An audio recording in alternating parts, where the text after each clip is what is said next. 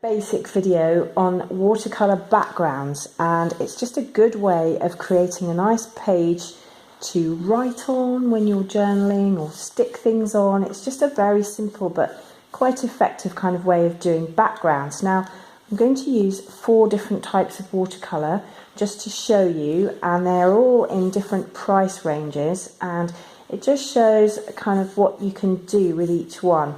So I'm using here some very cheap children's watercolours. I'll leave a link below to Etsy so you can see where to get them if you want to. And basically these are creamy watercolours.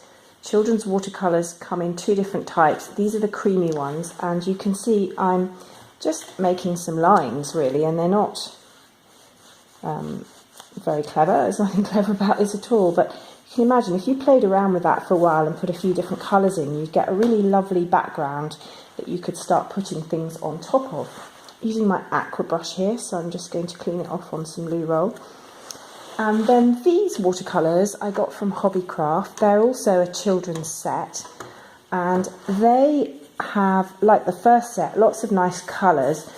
The problem with these is that they're very chalky, and once they're dry they'll come off on your fingers, and they'll also come off on your facing page. So you'll get this kind of chalky, grainy effect over there when you close the book.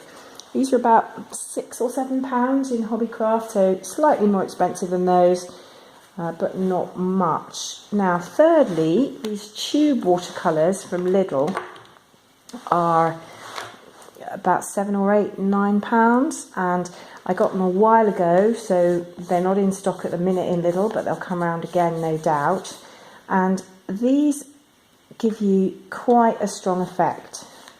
You'll see I'm using a palette, but to be honest, not much different from the creamy watercolours if you use the creamy watercolours very strongly. Just putting a bit more water on there, and they'll start seeping in yellow above. And then finally I've got these very lovely watercolours from Prima Marketing, the watercolour confections. I'll also leave a link below to them on Etsy. They're beautiful, a sweet tin that they're in. They are a lot more expensive. So is it worth the extra money?